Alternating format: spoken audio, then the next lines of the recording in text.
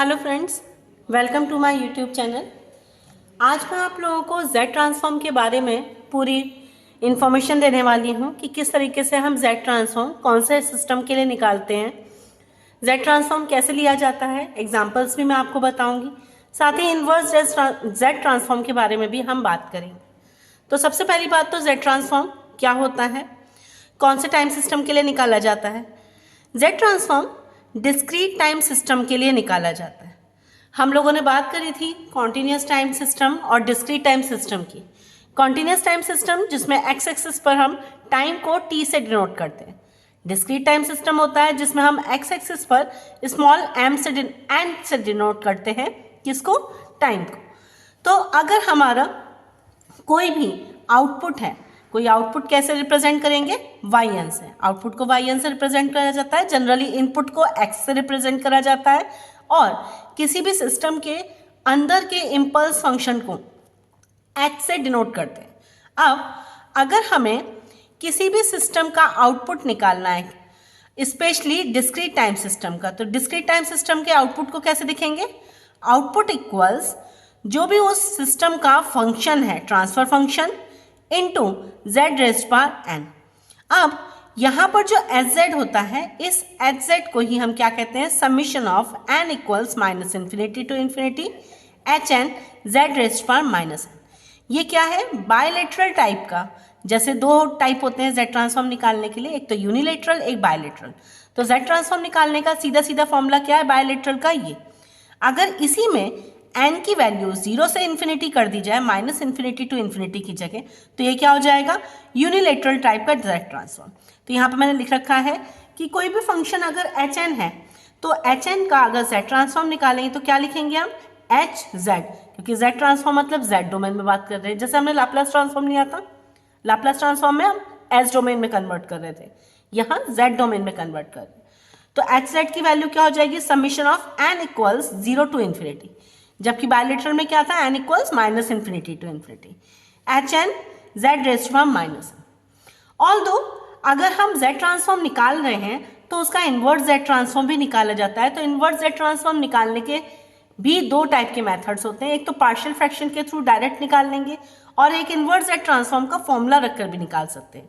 तो ये फॉर्मूला रखकर कैसे निकलेगा, एच एन की value, H N original signal होगा टाइम डोमेन में 1/2 पाई आयोटा या 2 pi J close contour different integration हो जाएगा H Z Z raised power N minus 1 D Z. हमारे आगे की न्यूमेरिकल्स में इस फॉर्मूले का यूज ना होकर मैं दूसरे तरीके से आप लोगों को इन्वर्स जेड ट्रांसफॉर्म समझाऊंगी, पर फिलहाल इन्फॉर्मेशन के लिए मैंने इसको यहाँ पर रखा है ताकि आपको पता रहे कि इन्वर्स जेड ट्रांसफॉर्म का फॉर्मूला क्या हो सकता है, जैसे इन्वर्स लाप्लास ट्रांसफॉर्म का था। तो ये था टोटल क्या, जेड ट्रांसफॉर्म की डेफिनेशन के बारे में कि जेड ट्रांसफॉर्म की इक्वेशन क्या होती है, इन्वर्स जेड ट्रांसफॉर्म की इक्वेशन क्या रहती है। अब आगे पढ़ते हैं हम relationship between Z and D T F T. जैसे हमने लैप्लास में पढ़ा था रिलेशनशिप बिटवीन, क्या क्या पढ़ा था, Laplace and C T F T, continuous time Fourier transform. Continuous time क्यों, क्योंकि फोरियर ट्रांसफॉर्म दो टाइप के होते हैं, कॉन्टिन्यूस और डिस्क्रीट। कॉन्टिन्यूस का जो फोरियर ट्रांसफॉर्म होता है कॉन्टिन्यूस टाइप का, यानी कि लैप्लास के इक्विवेलेंट। डिस्क्रीट टाइम का फोरियर ट्रांसफॉर्म होता है मतलब कि जेड ट्रांसफॉर्म के इक्विवेलेंट। तो ऑब्वियस है जैसे लैप्लास और कॉन्टिन्यूस टाइम फोरियर ट्रांसफॉर्म में रिलेशन था, वैसे ही जेड और डीटीएफटी में भी रिलेशन होगा। तो स्टार्ट करते हैं हम। हमें क्या पता है, बायलेटरल टाइप जेड ट्रांसफॉर्म को कैसे रिप्रेजेंट करते हैं। अगर कोई फंक्शन एक्स एन लिया है, इसका जेड ट्रांसफॉर्म निकालना है तो क्या करेंगे, submission of N equals minus infinity to infinity Z raised power minus N will be equals to X Z. Summation क्यों लिया है, क्योंकि डिस्क्रीट टाइम सिंगल है।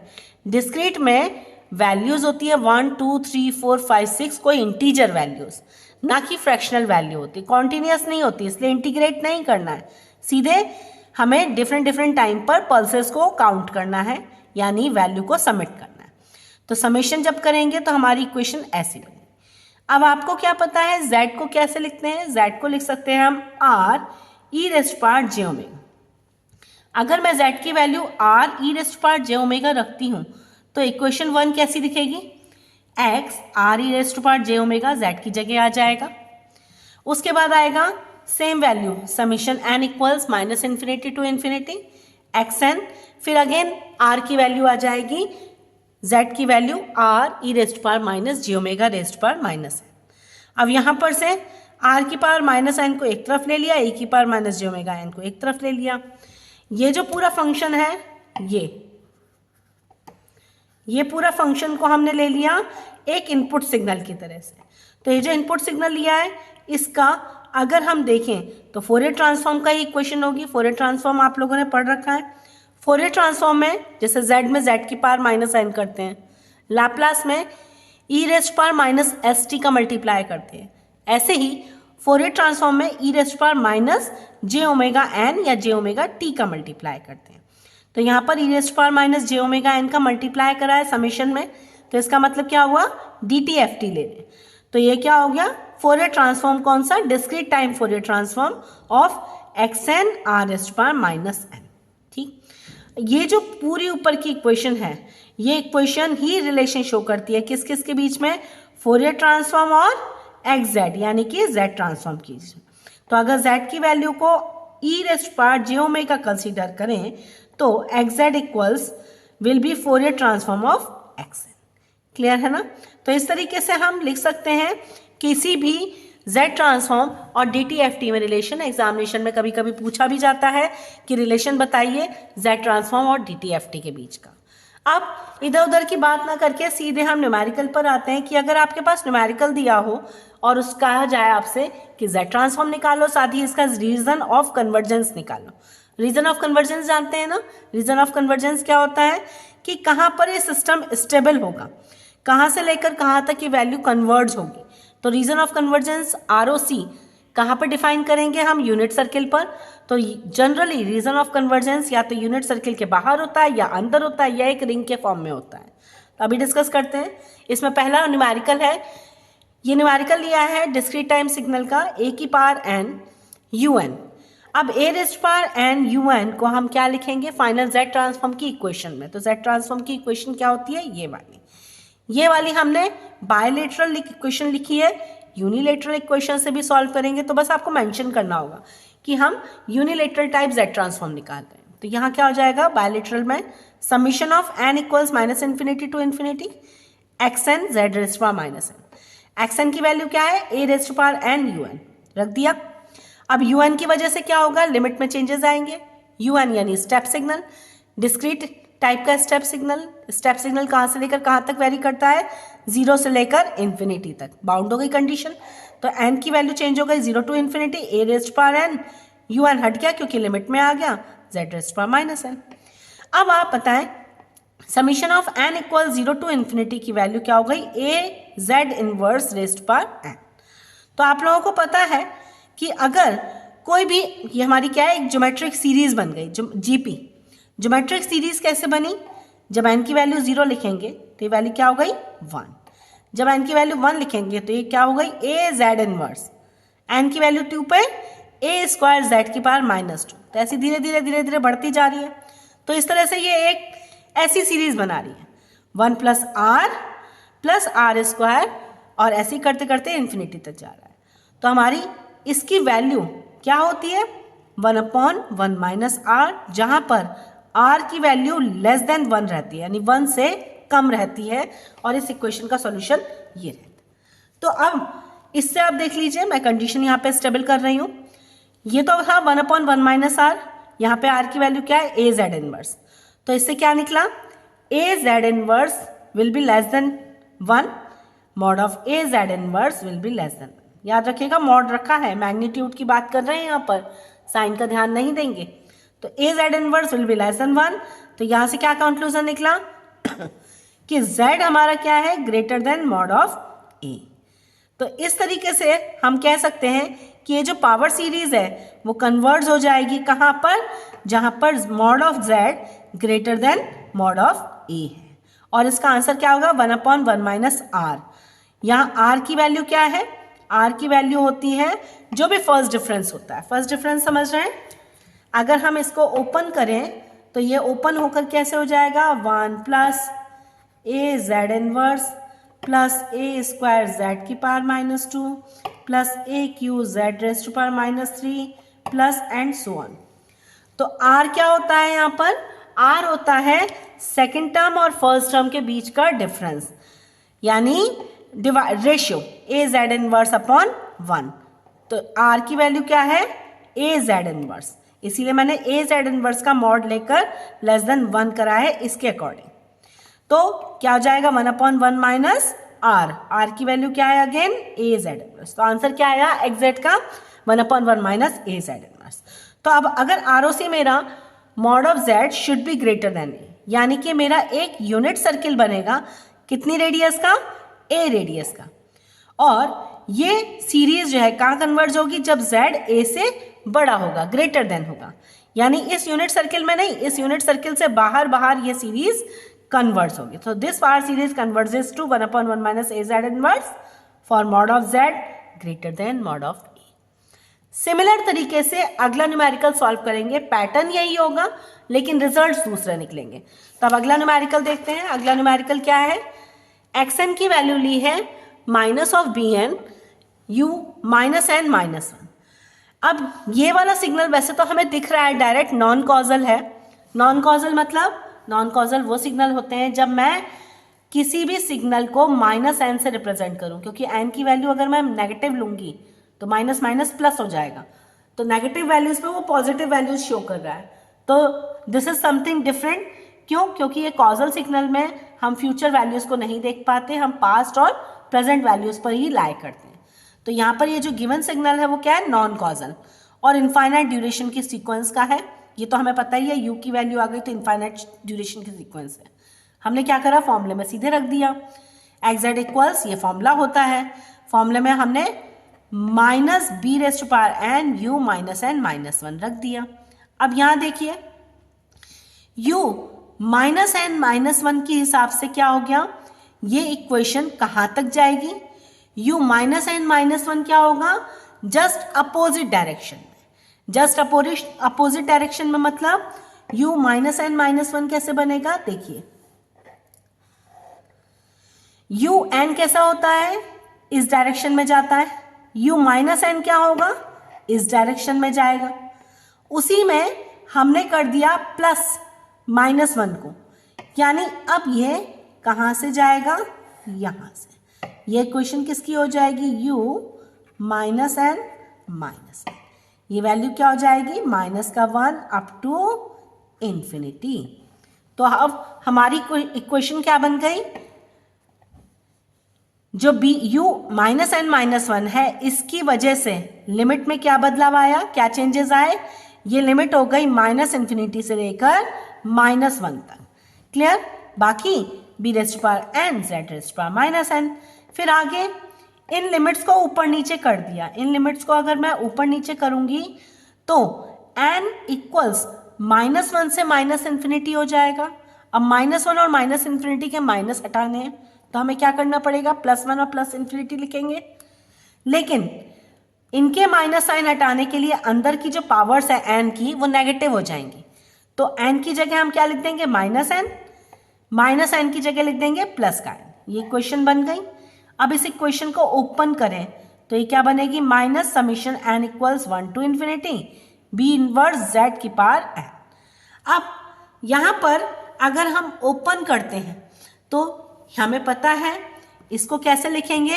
1/1 माइनस क्या चीज लिखेंगे? r। तो 1/1 माइनस r में से भी जो r का टर्म है वो क्या होगा? Less than 1।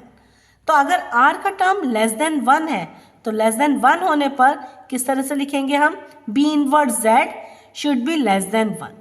इसको ओपन करेंगे तो क्या हो जाएगी इक्वेशन? देखिए माइनस 1 से वैल्यू स्टार्ट है ना, तो ये क्या हो जाएगी?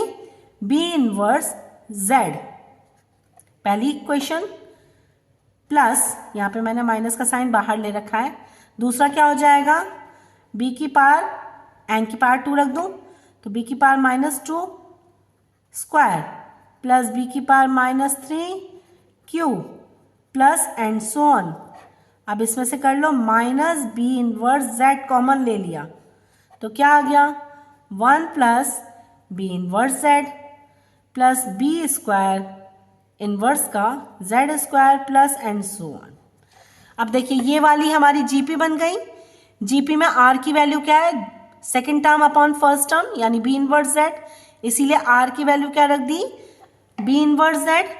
अब ये B inverse Z should be less than 1, अगर ये लेस देन 1 है तो हमारी इक्वेशन क्या बन गई, z should be less then b।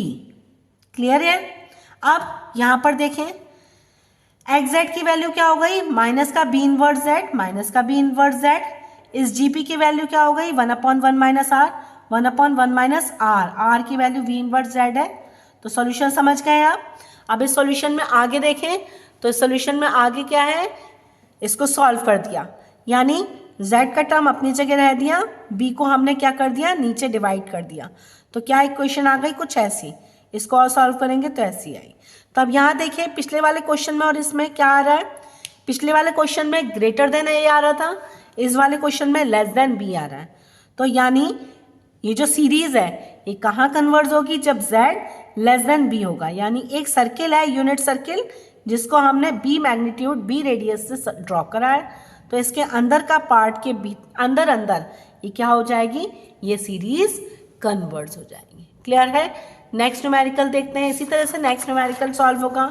Next numerical में मैंने फर्स्ट और सेकंड दोनों न्यूमेरिकल का एडिशन रखा है ताकि आप लोगों को समझ में आ जाए किस तरह से ये सॉल्व होगा। देखिए a की power n U N minus B raised power N U minus N minus 1, अभी अभी हमने सॉल्व करा है। तो a raised power n z raised power minus N, 0 to infinity U N की वजह से लिख दिया, प्लस अभी अभी हमने सॉल्व करा था summation of n equals -1 to minus infinity B raised power N Z N. देखिए यहाँ सॉल्व करा था हमने माइनस साइन के साथ में सेम इक्वेशन, तो यहाँ पर माइनस माइनस प्लस हो गया, ये इक्वेशन आई। इसको सॉल्व करा तो ये इक्वेशन आ रही है। अभी अभी हमने देखा था फर्स्ट क्वेश्चन में फर्स्ट पावर जो सीरीज है वो कन्वर्ज हो रही थी किस में, ए जेड इनवर्स लेस देन 1, यानी जेड ए से ग्रेटर देन थे। दूसरे क्वेश्चन में यानी इसके सेकंड पार्ट में जेड लेस देन बी थी। तो अब ऐसे केस में हमारे पास दो ऑप्शन बनते हैं, या तो ए ग्रेटर देन बी हो या बी ग्रेटर देन ए।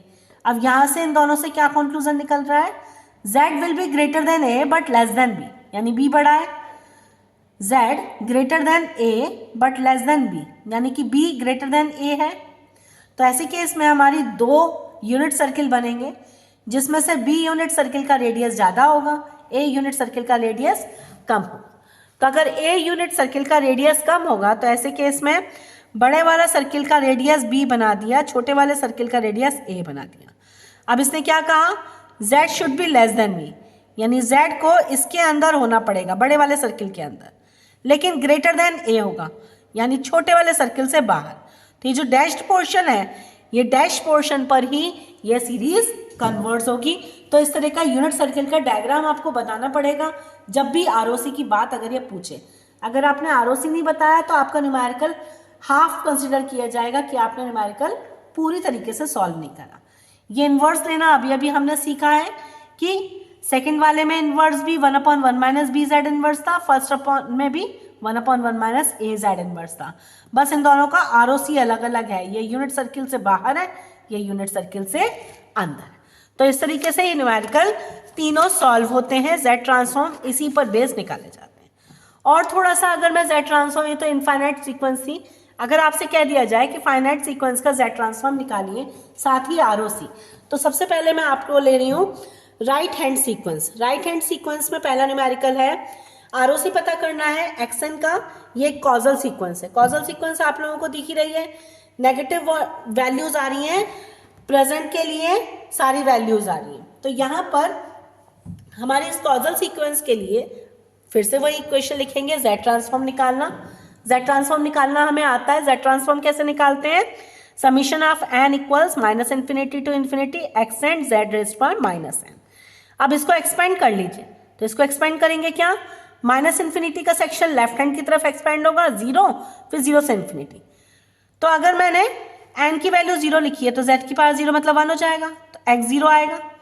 एक्स 0 से इधर अगर वैल्यू एन की -1 आई तो -1 +1 हो जाएगी, x -1 z, इससे पीछे x -2 z square, and so on. यहाँ पर सारी नेगेटिव वैल्यूज आएंगी।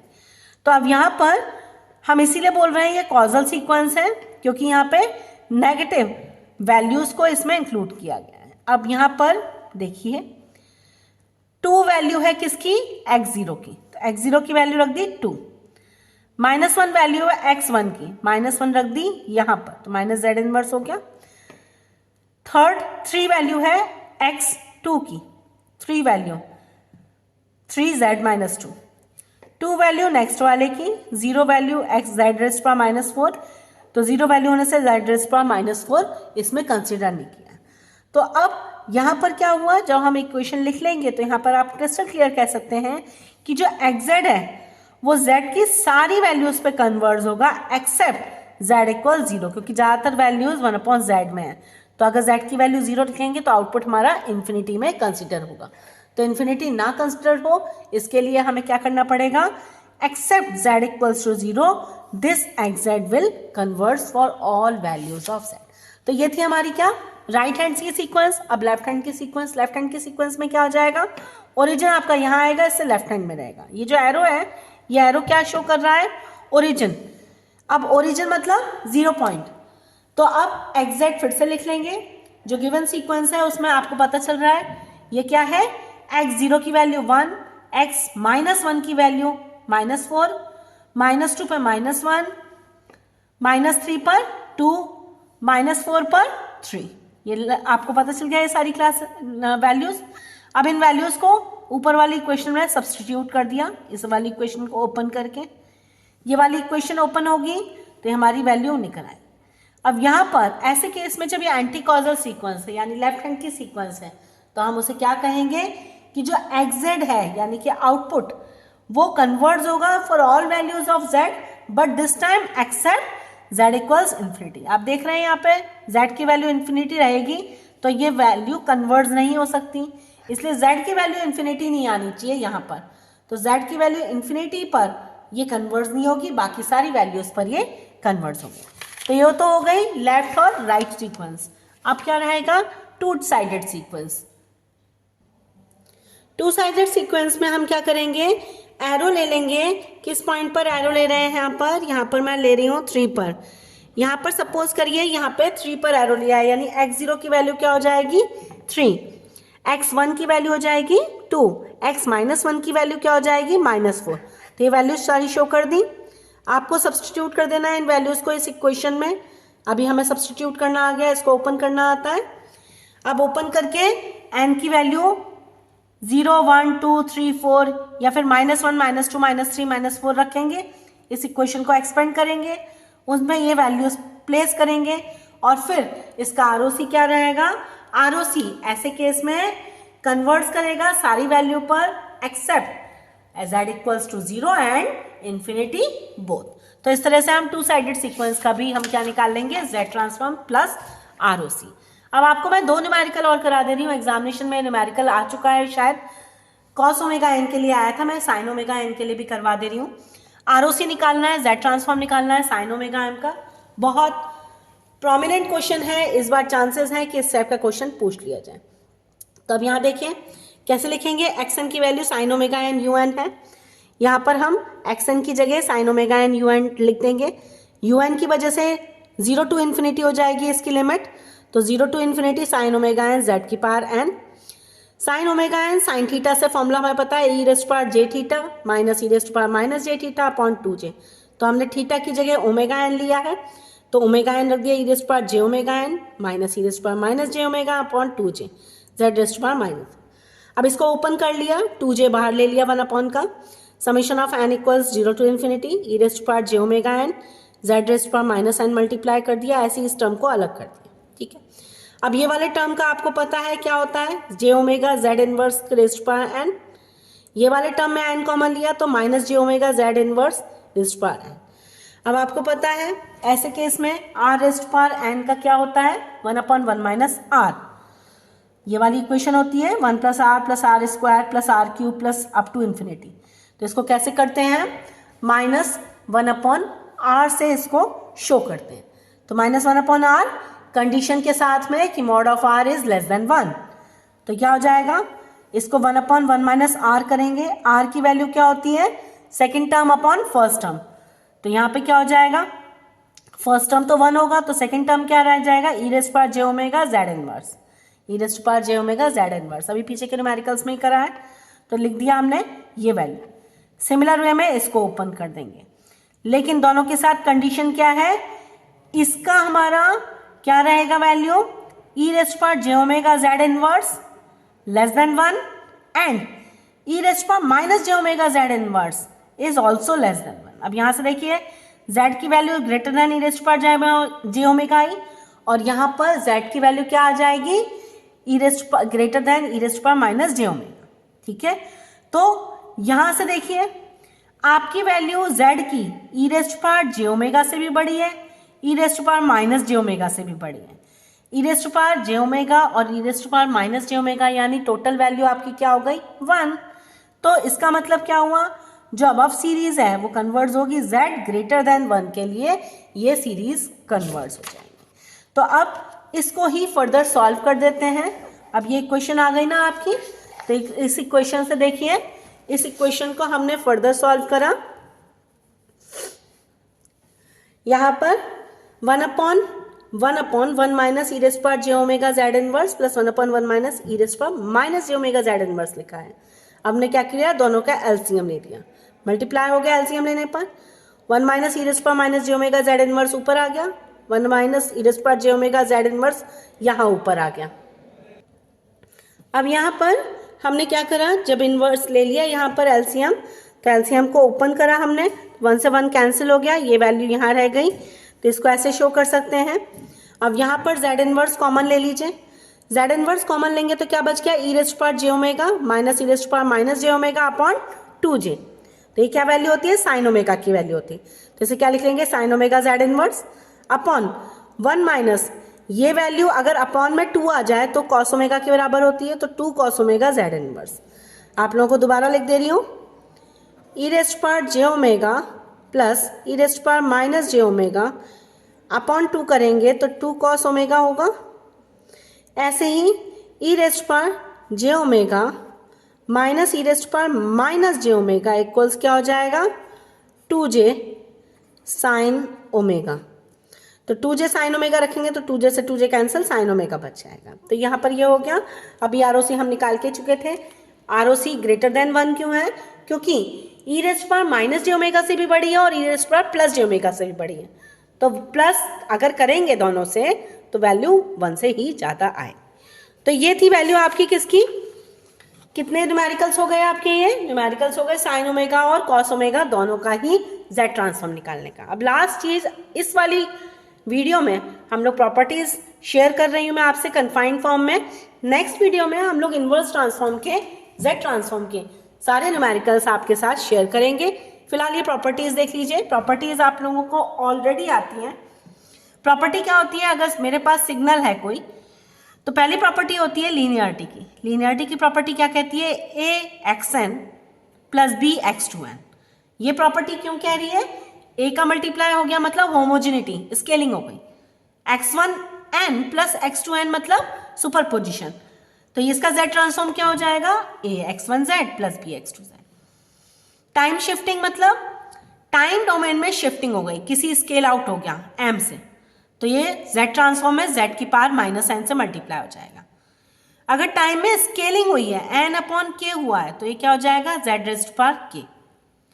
मल्टीप्लीकेशन अगर कर दिया हमने, इनपुट को a की पावर n या कोई भी सीक्वेंस से एक्सपोनेंशियल होनी चाहिए, तो वो z ट्रांसफॉर्म में जाके a इनवर्स 1 z बन जाती है, यानी z के साथ a इनवर्स आ जाता है।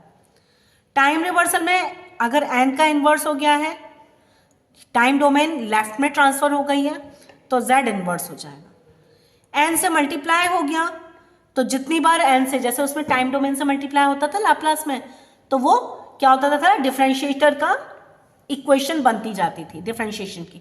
तो ऐसे ये minus z d over d z x z. Generalize way में एन रेस्ट पावर के जितनी भी बार मल्टीप्लाई हो जाए तो ये minus z D rest power D over d Z raised power के एक्स जेड हो जाता है। ठीक है, नेक्स्ट है कॉन्वोल्यूशन। ये प्रॉपर्टी तो आपको पता है, एक टाइम डोमेन में अगर कॉन्वॉल्व हो रहा है तो दूसरे टाइम डोमेन में मल्टीप्लाई हो जाए। इनिशियल वैल्यू थ्योरम क्या कहती है, अगर टाइम डोमेन को 0 रखेंगे, टाइम की वैल्यू एन की वैल्यू, तो जेड डोमेन में इन्फिनिटी रखनी पड़ेगी। अगर टाइम डोमेन में फाइनल वैल्यू क्या होगी, इन्फिनिटी रख रहे हैं, तो जेड डोमेन में 1 रखना पड़ेगा, इन्फिनिटी के अपोजिट 1 आएगा, 1 रखना पड़ेगा, और z माइनस 1 का मल्टीप्लाई करने पड़ेगा एग्जैक्ट से। जबकि इनिशियल वैल्यू और फाइनल वैल्यू थ्योरम लाप्लास में थोड़ी सी डिफरेंट होती है, तो उस डिफरेंट वैल्यू को हम यहाँ से कंपेयर कर लेंगे। वहाँ पर s एक्सेस होता है दोनों जगह पर, ये 0 इन्फिनिटी होती है और ये इन्फिनिटी और 0 होता है, जबकि यहाँ 0 टू इन्फिनिटी और ये इन्फिनिटी और 1 होता है, और साथ में यहाँ पर वैल्यू थोड़ी सी डिफर कर जाती है। So this is all about Z transform except inverse Z transform. Next video में हम लोग इनवर्स जेड ट्रांसफॉर्म के बारे में डिस्कशन करेंगे। ये सारे नोट्स हैं, कन्फाइंड है जीजीएस आईपीओ के मिड टर्म के लिए, साथ ही साथ एंड टर्म के लिए ये सबसे ज़्यादा प्रोमिनेंट क्वेश्चन है जो एग्जामिनेशन में आ सकते हैं। तो अगर इस वीडियो को कर लेंगे आप, साथ ही सब्सक्राइब भी कर लेंगे, तो आपको फर्दर मैं और वीडियोज़ भी ज़रूर शेयर करूँगी। आज के लिए इतना ही, थैंक यू।